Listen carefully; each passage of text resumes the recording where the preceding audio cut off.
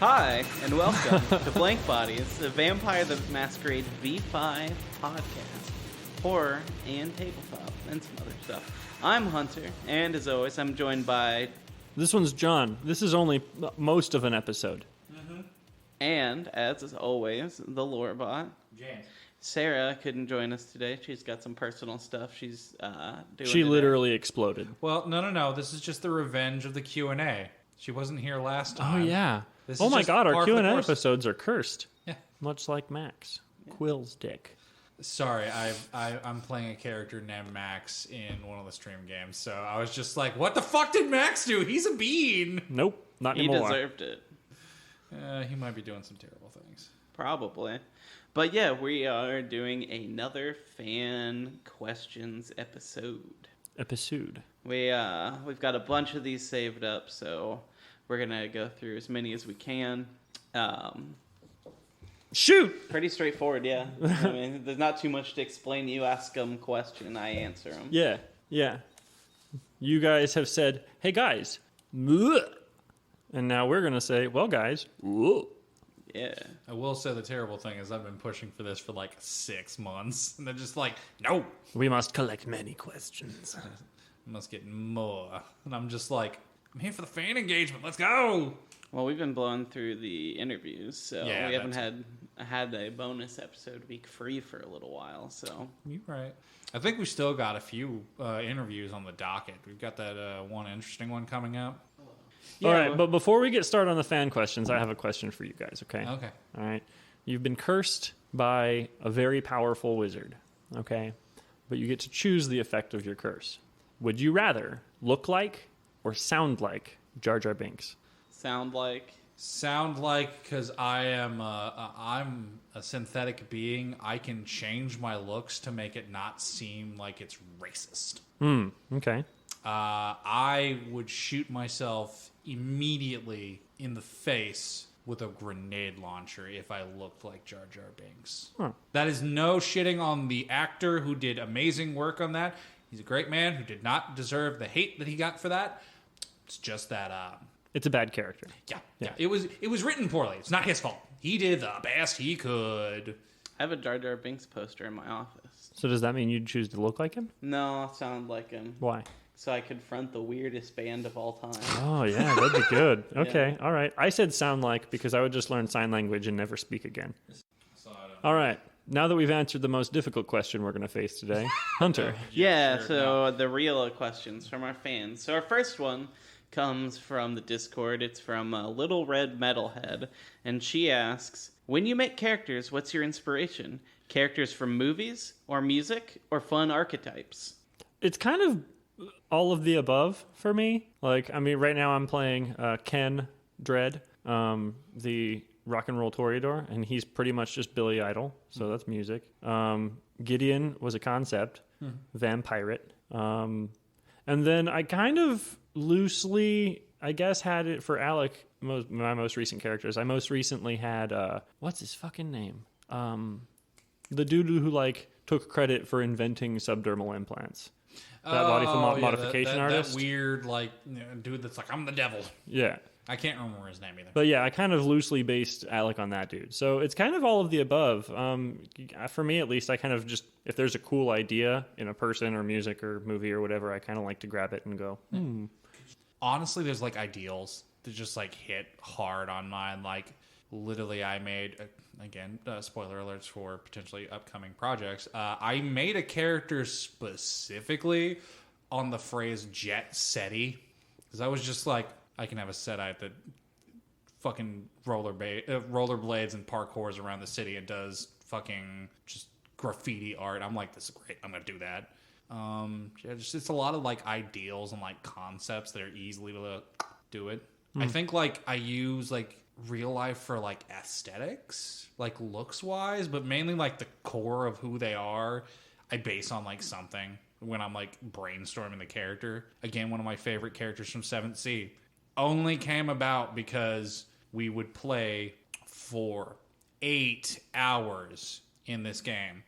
Probably achieve 3 hours of doing anything. Because the amount of the players that would just argue and bicker about where they were going. 7th Sea's punishing if you don't actually have the vehicle skill to operate the vehicle. So I just made a character that had drive cart and was the party card. And after 30 minutes of the party arguing, I would just message the ST and go, hey, buddy, where's the plot and or the interesting stuff? And be like, it's here. I'm like, Max is going to drive the cart that direction. And then they'd still be arguing for like 30 minutes. While the cart is going. Yeah, and then eventually the ST would be like, you guys realize the cart's moving. Nice. And Maximilian's just up there just like, yeah, I got bored. Just big German monster hunter, just like, I got bored, so I started driving the cart down the left road. Why?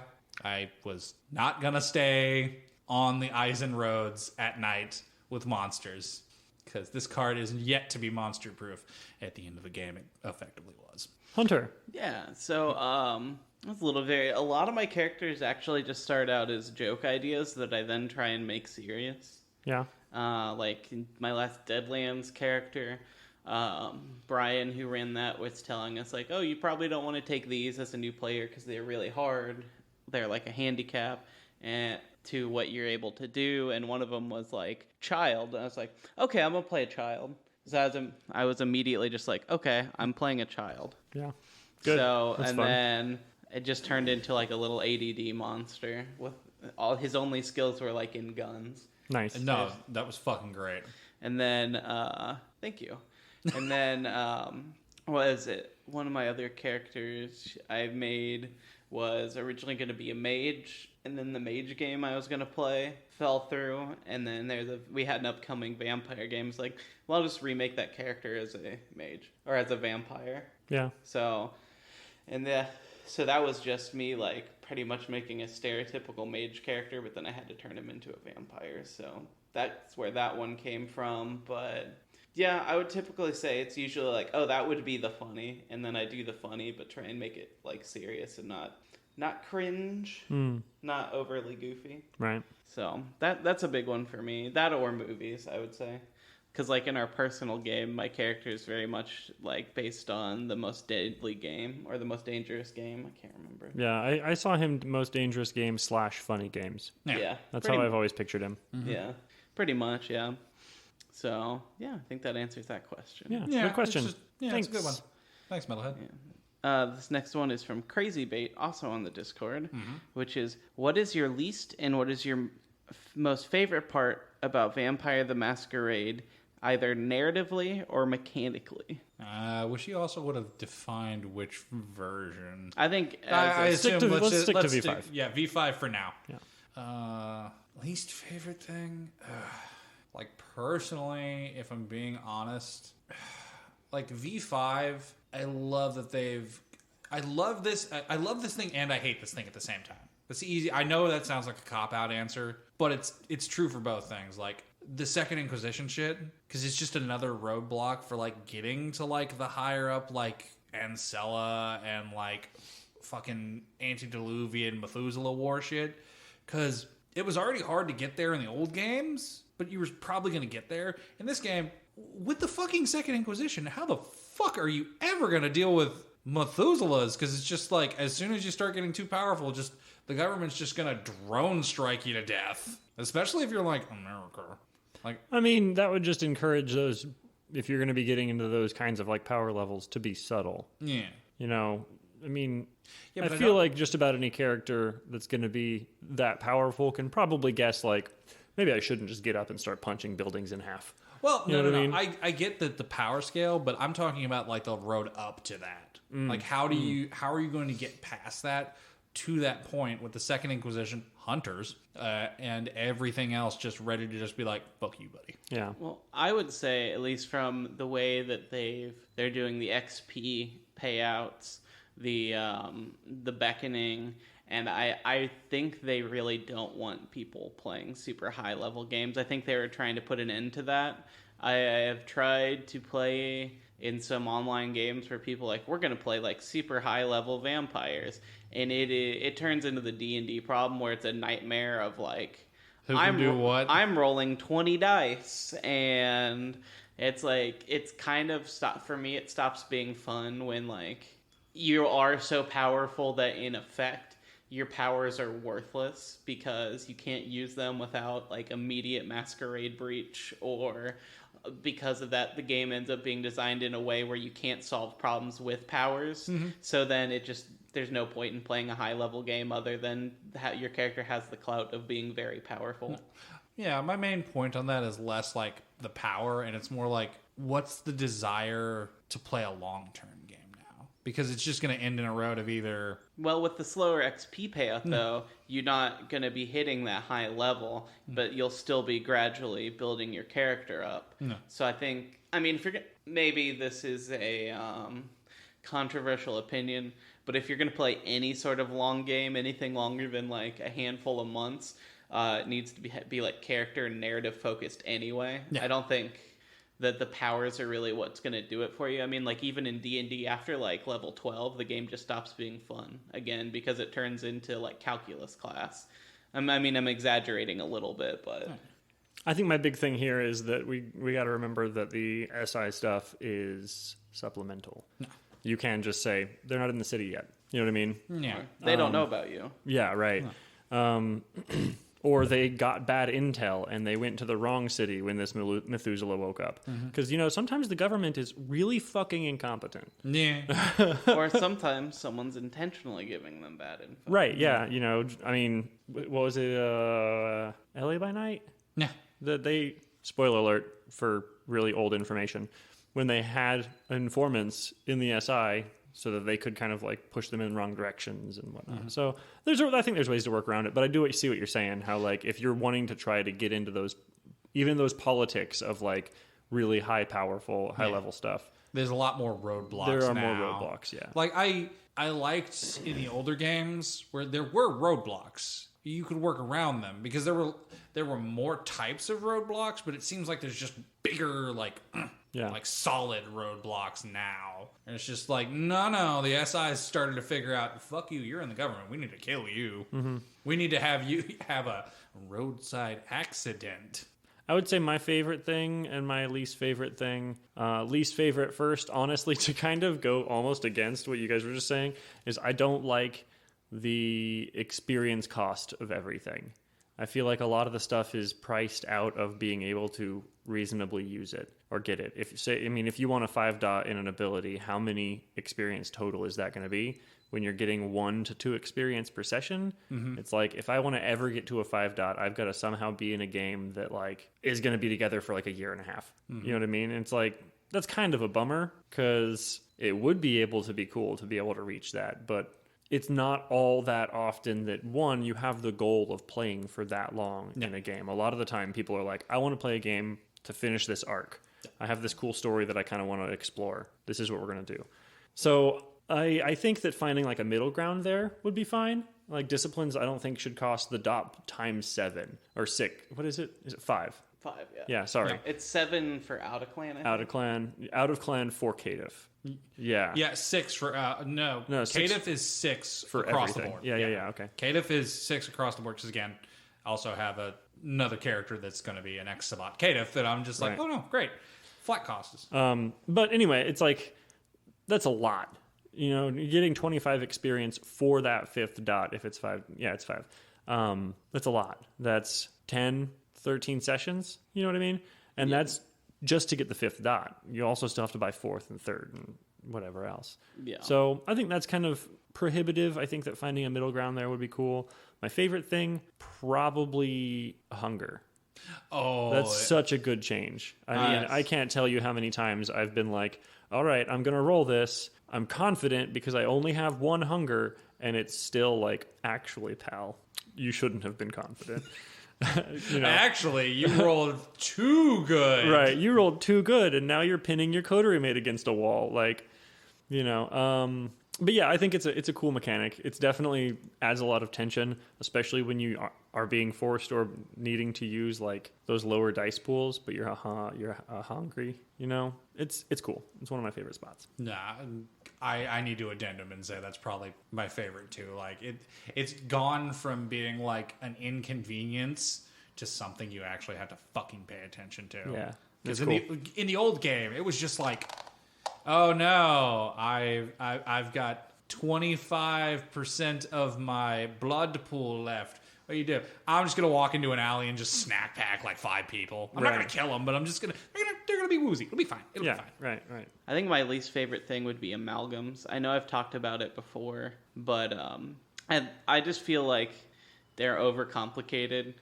Why have a 1 dot in this and a 2 dot in this amalgam when you could have just called it a 3 dot power and moved on? I think it's adding mechanics that don't really necessarily need to be there, and frankly, I would almost say if they didn't, I would have preferred just a regular dot point for those abilities like Chymestry, or just waited and not give it to us yet.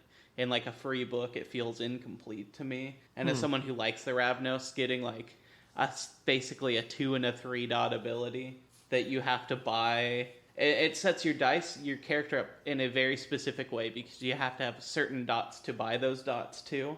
So like I wanted to use Chymestry, which means I just can't take any amalgam dot or animalism dots at the start, because then I won't be able to have the dots I need to take the Chymestry too. Right. So it's just like, to me, it was super disappointing.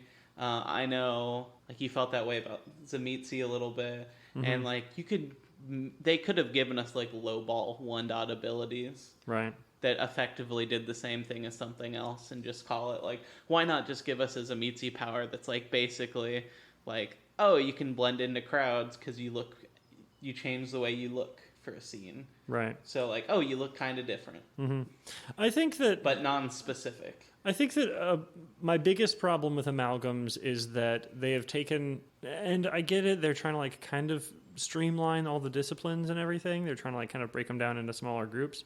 But like they have taken clan-specific disciplines that could have used the attention and been like, okay, now it's a mix of things. You know, again, if you want to play a Ravnos that has Chymestry, you have to dedicate to, what is it, Auspex and Dominate? No, it's Presence? the disappear powers. Oh, and Obfuscate. Obfuscate. Yeah. So you have to have those in order to be able to use their clan-specific discipline. Yeah, it's weird. Well, Like, that's kind of frustrating. I think the reason why they did that is because they're trying to condense it. They don't want it to be like in the old game where there was ways to stack your character to be fucking dumb as shit overpowered, because you could just be like, well, I have Chymestry here, I have Obtenebration over here. I think they're just trying to limit that. Also, I will warn you, you got amalgams because of Chronicles, my guy. Yeah, they brought that, they made that happen, because they were like, yeah, you can get these clan specific things, you just have to have these amount of like discipline dots in it to purchase it. But in that one, they also like rained XP on people, because like clans in that one had like 4 disciplines, including like clan specific ones, and you had like up to 5 dots in all of them. So like, it was stupid. Yeah, I mean, they already removed dots over 5, and the increased price for out of clan is expensive enough that I feel like the amalgams are like just an extra step too far. I would say I would really have rather just gotten like the dot spreads for their abilities, or just waited. Right. I know they wanted to get all the clans in the game, but it's at this point it's like, well, all the like death magic got rolled into one thing, and then so you don't even have full spreads, because every other ability, every level you have 2 choices. Yeah. Like Obfuscate, you get 1 dots you can choose for, two dots, and this you get 1 for like almost seemingly random feeling spots, and it's just like, oh, you get a 5 dot and a 2 dot, and otherwise you just got to do what everyone else is doing. It's like, it can be frustrating. It can. Because I think that you're right. It kind of just pigeonholes people into like a specific build. I think that's what you were kind of trying to say, yeah? Yeah, and you don't have the options. You know, it's like if you just say you make a Nosferatu, there are so many different like choices you can make as you're building your character just with Obfuscate that will change how you interact with the world. But if you want to play as Amitzi or Ravnos or Salubri, it's like, all right, you get 2 to 3 options. Yeah. And you have to take those, or you use the common pools that everyone else gets anyway. Right. So it kind of makes those clans feel less unique. And I get that they might be trying to pull back on the Ravnos because of issues in the past, but I think it's more pulling back on Zmitzi. I mean, Zemitzi could get real fucking broken. And to be fair, the more I'm looking and like experimenting with vicissitude, you can still get really fucking broken. I think there's also nothing stopping you from doing a very old like Dark Ages technique from a Zemitzi. I can't remember what the exact name is. I think it was like Globrend or something, where you just did an unarmed attack. Well, with the thing is, vicissitude technically and just there is. Technically there is. Yeah. Because technically in the rules, if you're wanting to use vicissitude on someone, Mm-hmm. in the rules it says that you have to be able to spend an hour with them. And they have to be restrained if they're unwilling. So, like, I think that at the very least, if they're going to be doing that kind of thing, there should be room to make that a power. If they're going to do amalgams, that was, like, a big thing for Zemitzi. I mean, like, I remember hearing so many stories of my parents' game where they had a pretty high-level Zemitzi with them, and they'd get mad and just be like, smack somebody, and their mouth would be just fused completely shut. You know, it's like, that kind of shit's really cool, and they just were like, hey, this thing that, like, makes it to where when you touch things, you can, like, mold it. It doesn't work if you want to do it aggressively. Well, they were like, it has to take longer. I think they were doing that just to, like, limit the power. Because, again, just Zemitzi walks up, be like, cool, you're fucked. I mean, yes, but also you got to also think about, like, your Hakata can literally kill someone's soul with a 5-dot. Like, you no longer exist, period. The end. Like, how come a Zemitzi can't, like, grab your arm and malform it when another dude can be like, by the way, you're gone. You don't exist. You know what I mean? It still takes a roll, and thankfully, I think the consequences for that one is just like you take a shitload of stands. Which again, speaking of like shit being turbo expensive, fucking humanity. Like again, with the amount of XP you get, like why don't you just look at that and just be like, well, I'm gonna be at like 5 humanity naturally. That's fine. Yeah, if I lose $8. humanity, I will never regain it back. I have no intention of it. Like, because, yeah, you have to spend, like, 2 years worth of playing to get a dot. That I do like, because it's in the rules and it's encouraged by GMs, where if you, like, role play, like you do, GMs can give you dots of humanity. Right. Because I recently had an ST do that. Because I was like, it didn't, like, invest or like do like consensualist, but I'm like, no, the character's like actually like actively doing stuff that's like, no, he cares about humanity, right? He cares about like, you know, the world around him. And the GM was just like, because I took time out of like the overarching plot to like do a thing, and he's like, do you actually care about these people? I'm like, yeah, no, he 100% does care about these people. And he's just like, you go to 8 humanity. And I was like, fuck. I'm like, that's great, I can drink wine now. Real quick, my favorite thing to my favorite thing, I was probably originally would have said the hunger system, because that's really cool, but to keep it interesting, I'm gonna say reading the Hunter book and reading some of the stuff that's already in the vampire books. It feels like we're finally with V5 gonna get a version of World of Darkness where crossplay is possible without shit tons of homebrew. Yeah. So that's going to be cool. That'd be pretty sick. Like in the new Hunter book, they specifically have openly mentioned vampires, werewolves, ghosts, changelings, and maybe demons. Weird otherworldly beings. So yeah, I'm cool. not, but that would be awesome if you could play a game where you have like, oh, we're playing vampire, but one guy's going to be a werewolf. Right. Or You can just play like, Monster Squad. yeah, That'd be Monster dope. Squad. That'd be dope. But let's go to our next question, shall we? Let's do that. Thanks, Crazy. Yeah. This next one is from the Methuselah Gamer, and they asked, with some of the more problematic elements in the past being reintroduced, i.e. the Ravnos and Sabat, are there any other problematic elements you'd like to see refined and reintroduced, such as elder characters as an example? I don't know. I think that it kind of depends, for me at least. Like, I think they've done a good job with Ravnos so far. Salubri has like nothing to it as usual, so... Well, they were a plot device. Right. I mean, like, what I'm saying is, I guess, like, it doesn't really feel like they've done enough different with Salubri right now to, like, completely They ate fix... 5 of them. Huh? They ate 5 of them. Okay, but that doesn't change the problematic nature of their clan, what I'm trying to say. Yeah, no, you're not wrong. Yeah. Sorry. So, I don't know. Yeah, I'm trying to think of, like, problematic stuff that I'm like, honestly, it would be interesting to see. But again, and this is also because people have talked to us about this, I am only saying this word because it's what used in there, and I would like to see it get treated properly once they maybe reintroduce it. The Metis stuff. Excuse me? Werewolves who are the offspring of other werewolves. They're... Oh. Metis? You can finish your sentence. Yeah, Metis is pretty much what they call a werewolf incest baby. But again, a Metis, at least as I've been listening to the fans in the Discord, that's kind of a Canadian native thing that is very offensive. Where it had story reasons, but again, it was a little bit like I wish they had a way to like do something with it, but not make it offensive. Is that the equivalent of like Canadians or werewolves' version of Kindred of the East? Is that the kind of... No. It's like a term, I think. I think if I recall correctly from what I've heard from the fans, right, Metis is a thing that is like the way they've used it is quite offensive. Gotcha. Okay. But yeah, I was gonna say if there's one thing that I think that like I would like to see them. It's not even I would like to see them reintroduce. It's gonna happen no matter what. It's pretty much you can't sidestep it. I would say 90% of Werewolf.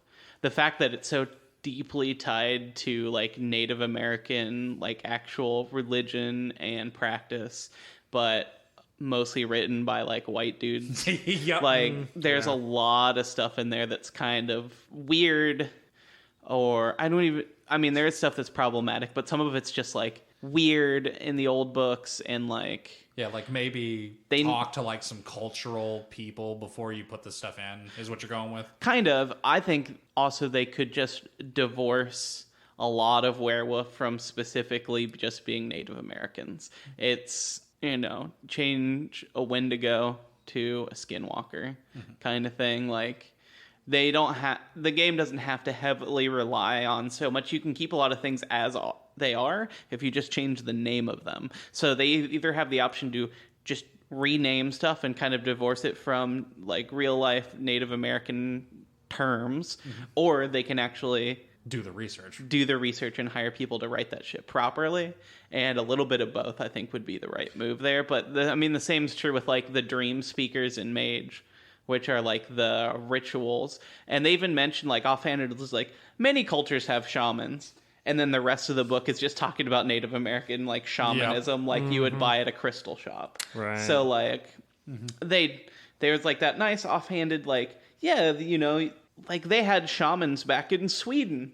Anyway, never touching that again. Right. Anyway, we're only going to focus on America. Yes. I think you started to say it, and I think that you're totally right, is the best way to approach that would definitely be to get people who are a part of that culture to be like, at the very least, like lead consultants, if not straight up bring them on as writers. If you're going to have references to the culture, it should be probably written by people who know what the fuck they're talking about. Yeah, again, that could stop again the thing where I'm like, I like the story concept for the thing. Yeah.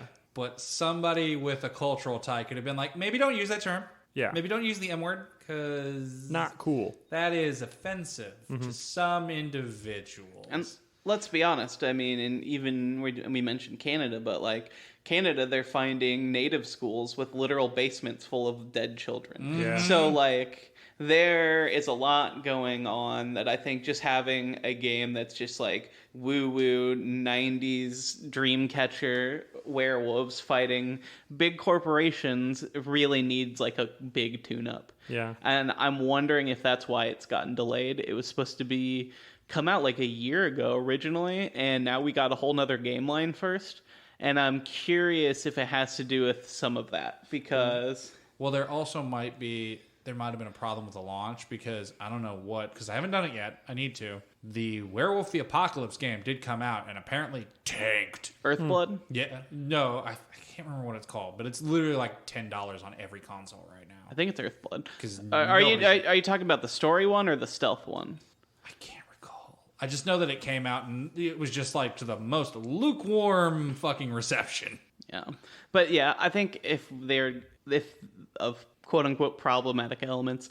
I think werewolf just needs a big overhaul. I think just even though I've got a bunch of the werewolf books, I think that like Native American over mystification is kind of hard, makes it hard for me to read into a lot of it. And I've been specifically drawn to like the changing breed books that have nothing to do with that. Like I really like the shark people. They're sick.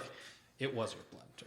Yeah, but yeah, and then because for me, I sit down and read a tribe book, and then they just start talking about like this type of Native American did this, and now we've gamified it. It's like that's just weird. Yeah, this feels a little squidgy. I do always love the weird trope of like, because I looked up for a game that I was considering running, because I was just like, oh, what are were-gators?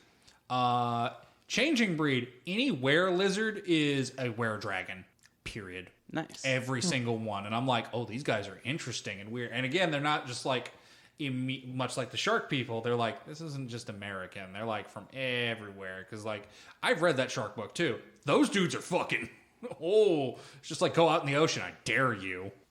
Watch what happens. They're going to make sure to fuck you up if you try to fuck with the environment. So, next question. Yeah, thanks, Methuselah. Yeah. This one is from Crazy Bait again. Hey. And he asked, what's the dumbest / strangest thing a player's asked you for in-game? I allowed it, and it's been fun. But in my D&D character, or in my D&D game, one of our characters currently has a old military jeep. Oh, yeah. That doesn't properly function, right? Yeah, he's got to work on it. Yeah. Essentially, when he gets... What I'm doing is when he gets to the point where he can get, like, the summon steed ability, instead he's going to summon a jeep. That's hilarious. Nice. Yeah. He's like he is also Is it going to be a celestial jeep? I don't know. He's a sci-fi writer from, like, the real-world 80s who just, like, walked through a portal. Well... No. I just bring that up because that's how this summon steed works. Is it's celestial in the shape of your mode of transportation. So I'm like, are you gonna have Angel Jeep? No. I like the idea of him finding the button on a key fob that's like Batmobile style. He's And like just beep beep, and just drives up. See, I was gonna give him like a old military walkie-talkie. Yeah, but that's good. But yeah, he Army of Darknessed into our game where he was driving on the highway, drove into a portal, and then just fell out in front of Candlekeep. Nice. So now he's got to fix it because it fell from the sky and did some damage. So I think that's maybe the quote unquote dumbest thing I've ever allowed in a game, but like it's been fun. So honestly, the only thing I can think of right now is that I once had a player, they were in a dungeon, they were trying to be stealthy, and he didn't want to leave urine behind. So he pissed in a jar and kept the jar. And I thought that was really fucking dumb until the boss battle when they were summoning a demon-y monster through this ritual. He threw the jar of pee into the cauldron they were using. And that's not an ingredient that is needed to be in the ritual. Mm-hmm. And he ruined my boss fight. Thanks, Hunter. Yeah, that was me.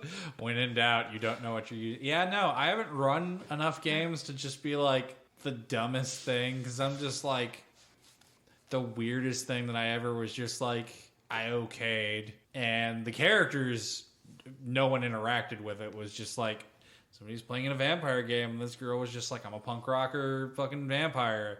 I just want to do coke. And I'm just like, FYI, you know, they're just like doing coke just does nothing to vampires. She's just like, no, I just want to do it. Like, cool. I gave her coke, and then I just started saying, it's working on you. No one engaged with that. No one followed up on that thread because she was a little baby bat, and no one told anything. None of the other characters paid attention, and I'm like, it just kept like giving her, and nobody came with her to just be like, by the way, your drug dealer is a cult of ecstasy mage that is pretty much just like a skinny, attractive version of the dude who's making drugs that make people lose their addiction. I was like, that was literally because they were just like, I want to do coke. And I'm just like, what if I made a plot thread that was just like, the coke's working on you? Because I'm like, how do you have coke that works on vampires? And I'm like, mages! Mages could just be like, I have enchanted this to work on motherfuckers, because screw you. And of course, that's some cult of ecstasy bullshit right there. I dig it. Yeah. That's the closest thing, but I'm like, that's not even like wacky or weird. That's just like the smallest, like, It's a plot. It turned into a plot. So. Yeah. Well, kind of. that no one ever touched. Yeah. I was like, there are 2 mages in this town, and you have all been in proximity with them and have never interacted with them. So our next question is from Brian. And he asks, what system do you think has the strangest representation of vampires? Can I just take the softball answer and just immediately say Kindred of the East? Yeah, that's move on. Yeah. That's where my brain went to. The only other one is I don't know it very well, but it exists and it feels very out of place to me. From what I know about the system. But for the old Cyberpunk, there's a horror series of books for it that include cyberpunk vampires. And with how like realistic cyberpunk is versus the other settings, I always felt that was kind of a weird thing to throw in there, because it's like this game, like you can die from one bullet, like it's hard sci-fi. It's not like Shadowrun with elves and stuff, and then like here's a vampire book. It's Right. like So that I don't know if the representation is weird. I haven't read it yet, but I just saw that the other day and I was like, huh. I feel like Shadowrun had vampires too. They did. I have a fluff book that's And literally I thought, called. if I remember, they were pretty weird. That's called Nosferatu. Yeah. I bought that book because I was like, done. This is hilarious. If I remember, they were kind of weird. If I remember properly, one of the new adventures for the new edition is all about like vampires. The covers like a bunch of them crawling up the side of a skyscraper. Cool. But yeah, so let's move on. Well, give me like 2 seconds because I've got a lot of weird fucking. Might be Red Dwarf, but I can't say that with my whole ass chest. Either way, thanks, Brian. Yeah, thanks, Brian. That's a hard question. That is. That's definitely why I was just like, I'm going to take the softball answer. No, I'm taking it. So I apologize if I pronounce this one wrong. Lagatho. Oh, yeah, lag. Yeah. But she asks, what is your favorite and least favorite representation of vampires in cinema? That's good. Oh, no. Dibs on first. Because favorite, I will always love watching this to the death. 30 Days of Night. Even though the way they get That's a Sabat pack. I just like that all the vampires around there are pretty much that level of just like how alien they are. Because the books and the graphic novels get into like how just alien they are to like humans. And they have like one bit in the movie, but it's way expounded upon in the books. That there's just like a 30-second scene that if you're watching it, you don't know why the fuck this weird shit's happening. But when like the lead vampire puts his fingernail on the record player and all the vampires scream, they're not like happy about that. They don't get music. It fucking hurts them because it like radiates on a level and a frequency that they're like, I don't get it, because they're so alien to us. There's a little bit of romanticism in the 30 Days of Night vampires, but they're realistically like predators. Even though, again, their vampirism comes from super cancer. Yeah. I think that is my favorite representation specifically of like my brain immediately is like, that's a Sabat pack. That is, I mean, they barely communicate other than like with each other. Yeah, until not Marlowe's like, no god. Right, yeah. And so like they don't really talk, they just make noises. They're not fucking human. They don't even look it anymore, you know. I think that's 30 Days of Night, the movie, I thought was mediocre because I really liked the first like 4 books. Beyond that, I thought it got kind of weird. Reviving the main character, dribbling blood on his ashes. When Ben Templesmith stopped doing the art is pretty much when I was like, about it. But the movie got so much better when I was like, let's reframe that instead of just this is vampires to this is a Sabat pack coming to an Alaskan town. Like, that made it so much cooler for me. I will say probably least favorite. This sounds like a softball answer, but I will justify it so it's not a softball answer. Twilight vampires. Because those aren't vampires. They're fae. Yeah. Those are fae that drink blood. Yeah. Everything qualifies as fae. I will say alternate answer because I've shown it in the movie streams. Also, one of my favorite representations of vampires is Night Watch. Because again, it's not a Western view of vampires, because it's like every supernatural in that universe is an organivore, but not every organivore in that universe is a vampire, and it's so fucking nuts. Yeah. Like, I have read all 21 books in that series, and that shit goes fucking bananas. But I'm still sticking with 30 Days a Night. Hunter? This is a really, really tough one. I think, because the question is specifically not what's your favorite and least favorite vampire, but about how they actually represent the vampires in said property. Yeah. So, very, very tough because, I don't know. So, I could go. okay. Yeah. If you're still thinking. I could go for more shitting on and loving. So I think that I can't say what my favorite is because I think that there are a lot of really, really cool depictions of vampires in a lot of different ways. But the two that come to mind right off the top of my head are Let the Right One In. I thought that was a wonderful depiction of like a really kind of horrifying and really sad depiction of this vampire. I thought that they did a great job. And also, we have to fucking watch it, Bliss. Spoiler alert, kind of. So disengage, guys, if you want. But, like, I think it's a really cool depiction of a vampire who has been turned and then been, like, essentially a cloned, probably, but caitiff in the fact that the sire was like, you're a vampire, peace. And this kid doesn't know what's happening, you know? I think it's a really cool depiction of someone who doesn't know what's happening as they turn into a vampire. Yeah. I could say also another one where I'm like, fuck this representation. Just True Blood. Like, somehow they were like more effective Camarilla and less effective Camarilla all at the same time. Yeah. Like, both at the same time. Like, they were like, we have amazing hierarchy, but we also don't pay attention ever. True Blood was weird. Me and my girlfriend tried to start watching it because they had the Blu-ray on sale for like $5. So I picked up the first 3 seasons because it's like, $15, whatever. We'll see. And the series is great, except the main character is fucking awful. And it's not even just the actress. It's just like she's uninteresting. And so everything happening around here sucks. And then you get these hints of this cool world around her all the time. And then it's just like, I work at a bar and I'm from the South and I'm kind of sad about boys. I think I was getting tired of talking about True Blood, I'm not going to lie. It's fine. I think my least favorite depiction, I can't remember what the movie is. It really upsets me. It's Can one you of just those tell me the like plot and I it's one of those like, oh no, we're under siege by the monster and it's vampires, but all the vampires are just kind of shitty CGI and they don't have faces. Their like eyes are kind of gone and they're like all the time climbing on walls and shit. I think I have mine. Oh. So, favorite is tough, but I'm just going to throw one out. I really, really like Vampire Hunter D.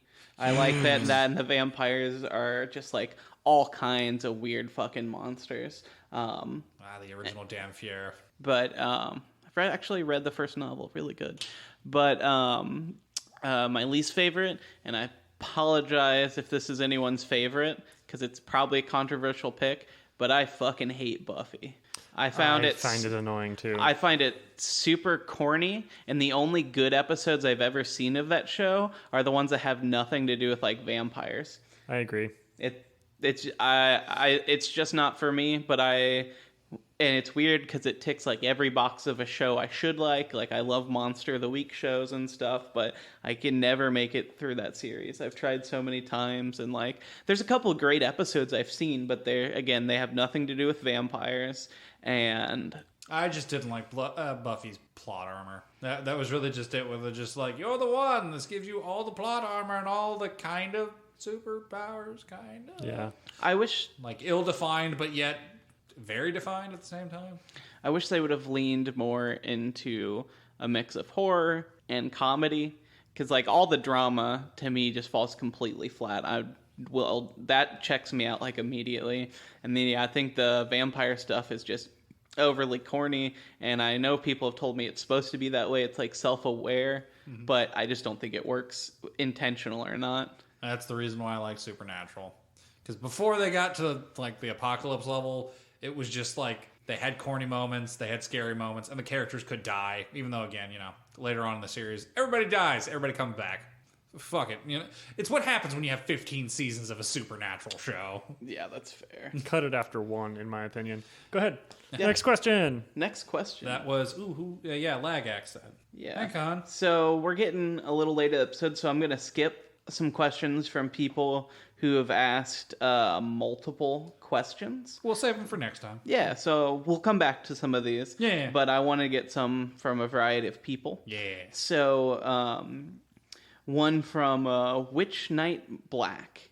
Okay. And he asks, what clan do you believe is the easiest to lure people into VTM and why?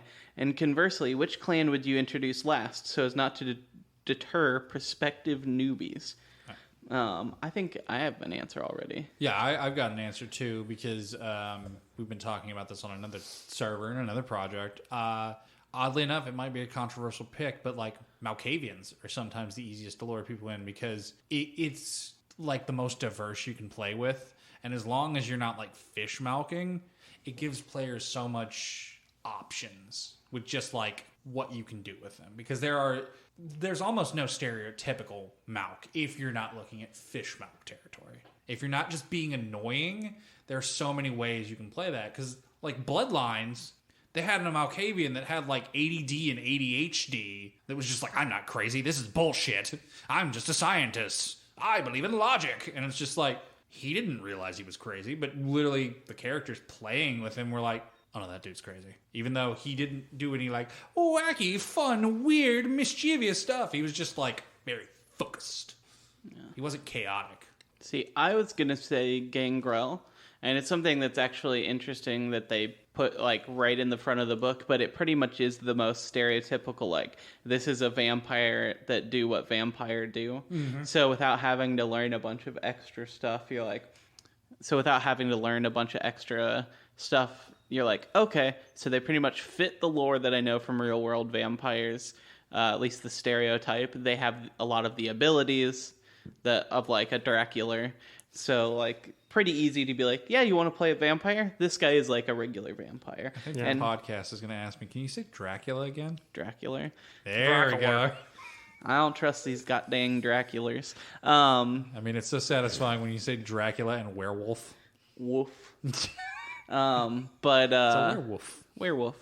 But I think the one that I would keep new players away is probably a double. I'm going to say Tremere or Thin Bloods. Anything that adds like extra levels to their abilities like alchemy and spells and ritual and all that. I think it's a lot to throw on a new player. I agree. I think the Thin Blood gives an interesting new option. But I would say technically, if I was like wanting to be like, oh, okay, wait, we need to do this last, is either going to be like Ravnos or like the Bana Hakim, because I'm like, there could be a cultural thing there, guys. So I would say Bruja. Yeah. For similar reasons as you, Hunter, is like, you're a vampire. You strong, you go fast. You go fast, and people listen to you. Mm-hmm. Like, you're a vampire. Personally, I would actually point people away from Malkavians, probably. And for the same reason that I think it's good for new players, like you said. Like, yeah. I think that you have a good point, but I think, in my mind, I'm thinking new to role-playing games, we are showing them vampire. If someone has played a lot of other role-playing games and can handle, like, roleplay, then yeah, Malkavians would be great. Yeah, that's what I was looking at it for. I'm thinking a new player or someone who's not very familiar with all this stuff. Mm-hmm. Malkavian has a lot going on. Like, you have to be able to represent this mental health issue however you're going to, regardless of what it is.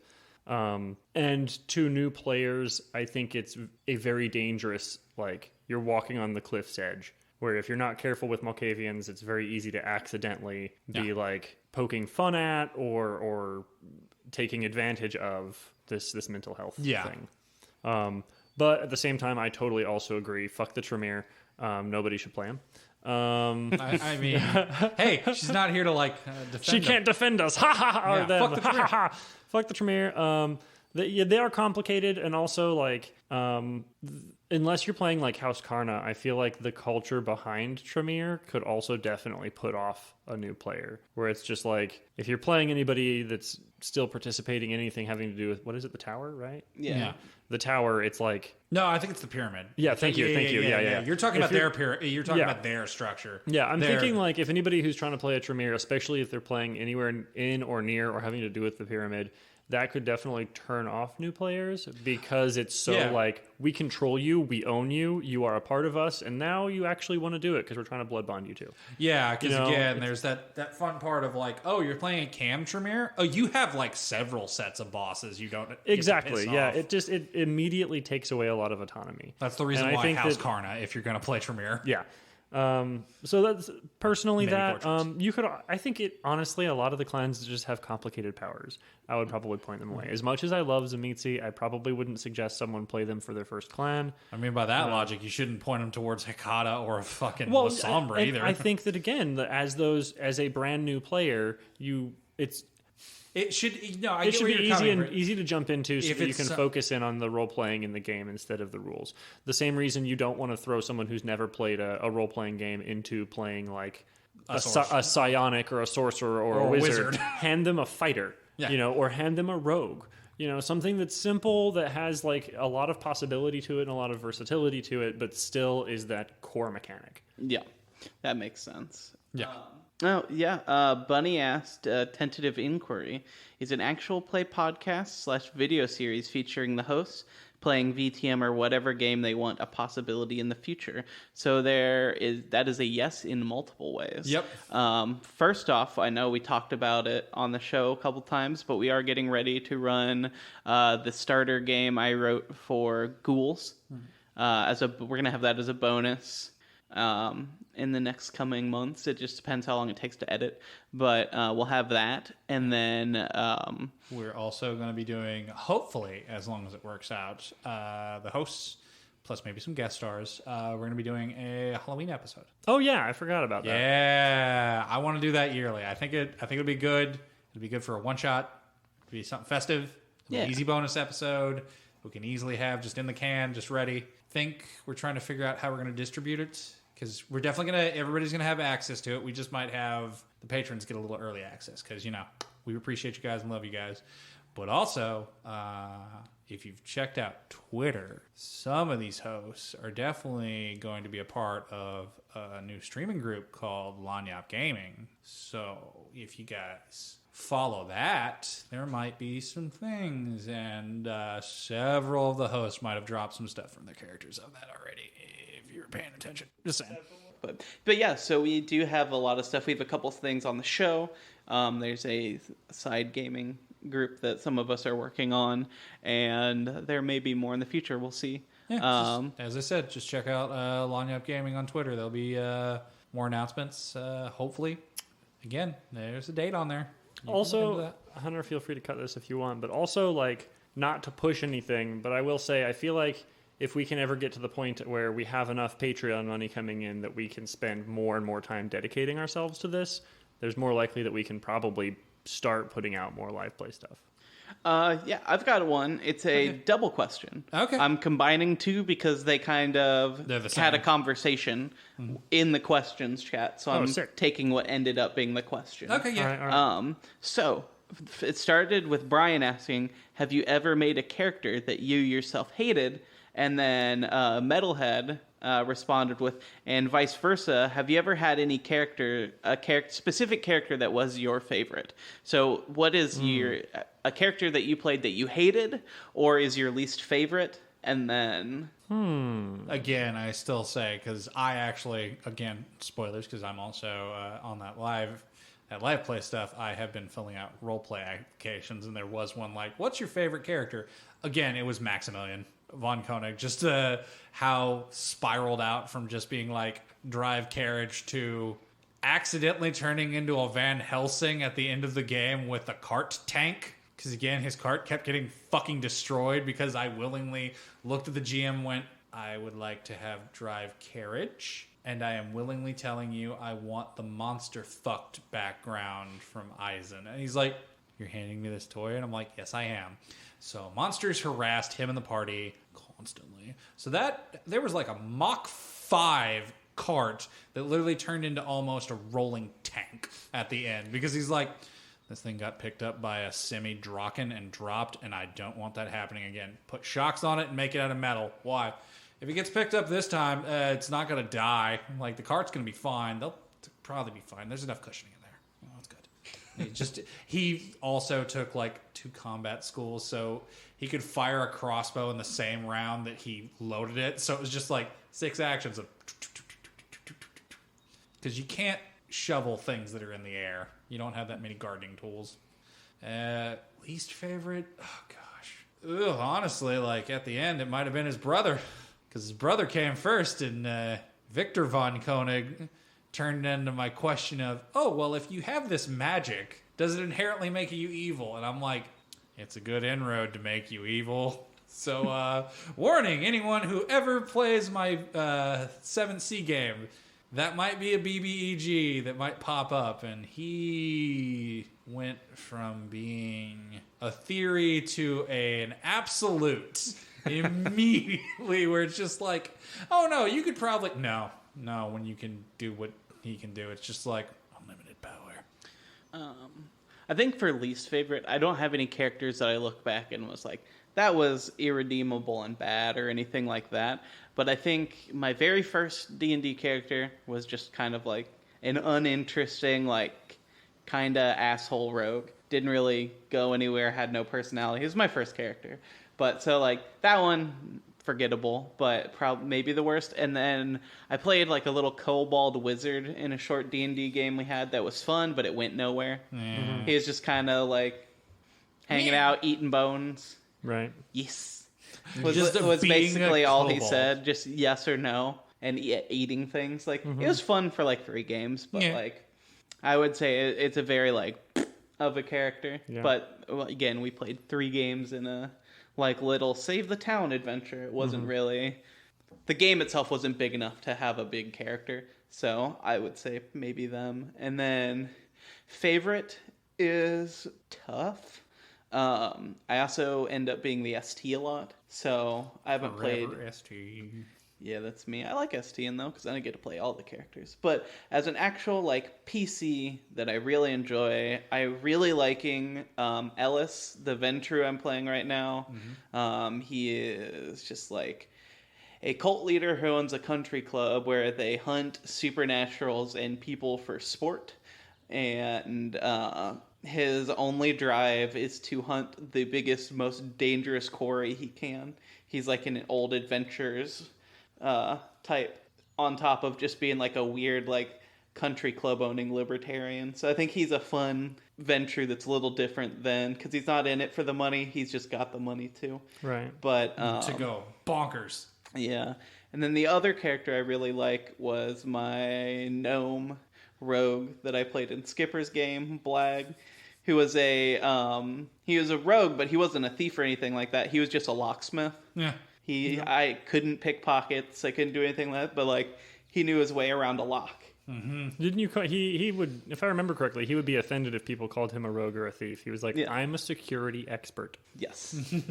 Yeah, I love that. Yeah. That's a very hard question for me, because favorite is I'd say least favorite, though, it was probably, as much as I liked the story and where that character could have gone, I don't think that he had the time to develop into something that I really liked. I had a ranger in a 4th ed game that it was a very much just elf ranger. He has problems dealing with people being an asshole because he's spent most of his time by himself and he's not used to people being assholes. Uh-huh. He did some fun stuff. I smacked the dragon and won a bet and made the dragon leave us alone because of it. Nice. But he just wasn't that interesting of a character. He had threads too, but he didn't get the chance to. Favorite character? Can I do a couple? Like one from a different system and then 2 from Vampire? I did too. I mean, so. Yeah, just do it. Okay, my favorite character I've ever played specifically in D&D is Pockets, who was a rogue I had that I worked with the DM to have almost literally no combat skills. I had like 2 combat skills, and the rest of the points that I had I just threw into pickpocketing and stealth. And the strategy was pickpocket the weapons out of people's hands. during combat. Now, he was paired with a character that Hunter had named Grunt, who was a half-orc, right? Yes, half-orc. He was a half-orc barbarian who had an intelligence of like 3. So he couldn't speak common, but he and Pockets had been buds so long, Pockets understood him. So the combo there was Pockets pickpockets the weapons, Grunt double mauls head. Yeah, he had 2. He was strong enough that he could wield 2 great mauls. Yep. One-handed great maul. So I didn't speak. I was like almost the exact opposite of a character. He would just like grunt and beat the shit out of stuff, and people would like try and make plans and stuff, and he'd be like, "Go through door now." Yep. Swing hammer. Yep. Swing hammer at doors. So that was a lot of fun. That was probably my favorite D&D character. And I'm gonna be real. Like Pockets was a fun character, but Pockets and Grunt, in my opinion, was one character. Yeah, that Voltron. Yeah. Just like Yeah. So I liked him a lot. And then I'd say my very favorite vampire characters as of right now are probably Alec, because I think it's a fun take on Azamitsi, and it's a lot of fun working with that. And Ken. Ken Dredd he's so fun to play right now, dude. He's probably my favorite Toreador I've ever played. But yeah, playing a rock and roll vampire who's a rock and roll vampire. I mean, if I have to answer favorite characters I'm playing right now, again, it's in the stream game. It's Maxime. I love that guy. Which again, I don't have a Max thing. It just kind of worked out. Is that the hacker? The boat hacker? Yeah, you were talking about him on the other episode. Yeah, boat hacker. I love the amount of just how many times if we're just like, oh no, we're screwed. The city's going to go over. I'm like, I got a boat. Nice. I have a boat. Nice. I will leave. I have a boat and a murder seagull. Don't fuck with me. I'll just leave. It's so good when you're just like, what are you doing? I'm on the boat. Nice. Just he has less energy than me. It's great, but I do just love like, just like I'm on the boat. Just it's so great where I feel sorry for the ST because I feel like I have given them work to be like, how do I get him off his goddamn boat? SI. Boom. He's getting off that fucking boat. That's a little harder because I took the sheet that makes that very hard. How is getting on the boat? Well, no. You're probably going to delete this, but I'm confused at how getting on a boat could possibly be more difficult than get on the boat. Well, no. The SI, there's a sheet that's really good, especially if you're going to be doing like technological stuff. Sure. It's I think it's 5 dot. Literally makes it. You get the difficulty test to do anything involving you on the internet is increased by 3 dice penalties. Okay. It gives you like turbo mask. Right. That is tough. It's a very good thing. I'll say as a storyteller, if you started abusing the boat, I'd be like, yeah, the SI made it. Yeah. I don't care. It's like if you're breaking my game because you decide to stay on your boat's going to catch on fire. Well, he's a more support character. Oh, okay. I like that. I'm not like power gaming. It's just like he's also like very much doesn't trust people. Right. And like that, it's leading to some interesting stuff. And cool. It's yet to be revealed in the game why that is, and I can't wait for it. I just remembered one. It's from a little guy. It's from a game system we haven't even talked about yet. Oh shit! But I really liked playing this character. It was when Skipper ran a Shadowrun game for us, and I've lost his name to the annals of time. Unfortunately, I can't remember his name. But I played a like redneckish like basically future NASCAR driver. So he was a hover car racer, but like very much just like drank beer, smoked cigarettes, and all he did dipped, if I remember correctly. he had dip and like in synthol cigarettes, and was just like constantly just like I'm driving or I'm drinking. Yep. I had a lovely Shadowrun character that I love because when doing his background, he took uncouth, and there was like something that he did that pissed people off, and the GM, like, we had a bad roll that actually led into that to just, in my opinion, one of the best fucking like character flaws ever, because he drove a 2.5 and it blew up and he almost died and got a major concussion, and when he came out of it, he thought he was from Vietnam. And again, Shadowrun's like in the year 2320 something. So there are people that have been in Nom in there because the elves are like old enough for that. Right. He literally worked in a mechanic shop with an elf that was in Nom. So every time he would like lapse and just be like, I was in Nom, the elf would keep winging him in the head with like wrenches. So it would just make it worse and worse. So the concussion would never go away. And Nice. he'd keep being like, yeah, I was in Vietnam. It's like, you're a human, bro. Yeah. What? The amount of just, I was in Nom. Whack. Well, I think that about does it. I think we're good. It does about do it. So we do have a pile of questions to come back to, but I wanted to make sure that everyone got some in there. You can always add new questions to our mailbag chat over on the Discord. That makes it easier for us to find them. Ask us questions. Ask us questions on there. We got Discord. Get on the Discord. Hang out with us on the Discord. We also have a Twitter. It's at Blank underscore bodies pod. No, just blank underscore bodies. We have a Instagram. That is blank bodies pod. Yes. We have a Gmail account. That is blankbodies at gmail.com. We have a Patreon. It's also blank bodies. We got cool stuff on there. We got small donation, get neat name and some privileges on our Discord. Larger donation, get neater name and some more privileges on our Discord. Larger donation, get some art from Sarah, character sketches. Doesn't have to be a vampire. It could also just be like kind of whatever. Also neat title. Also neat title. Pretty much everything has cool title on it. Just because titles are nice. We're all like, we're into vampire. Titles are important. Yeah, great. Title good. Let's see. We got that. If you stick with that Patreon level, I think that's at $25 for a year. Sarah will first do a character sketch of your character. She'll work with you on that, just black and white. And then after a year of that, she will straight up do another one that is a lot full bigger. color. It'll be bigger, more detail, all that stuff. It's a pretty cool deal. Just saying. And then we also, all of us have blood. No. So don't give what you can't. Don't give what you can't. Yeah, right. Yeah. You're talking about the big tier. Not all of us have blood, and I'm not giving you my motor oil. Oh, I'm gonna give you some blood. I'll figure it out. You're not getting any. It's viscous. It works like oil. Again, I do not consent to this. But either way, if you want to join us on there, we also were talking about, I think it's going to be open to everyone. We haven't really figured out, but we are going to be putting some bonus episodes of actual play from the show. Yeah, we might just be doing those early releases for patrons. So I think what we talked about was we're going to put the first episode out for everyone. Yeah. And then the patrons are going to get the rest of the series immediately. You just get them right then. Yeah. But the rest for everyone else, they're going to just come out at speed of, we need a bonus episode. Yeah. So Cool. Yeah, that sounds I like it. And again, thanks, Paralyze. yeah. Yeah. get that Thanks, one. Paralyze. You're a killer. You're a sweet, sweet, sweet, sweet little music man. Wind up little music boy.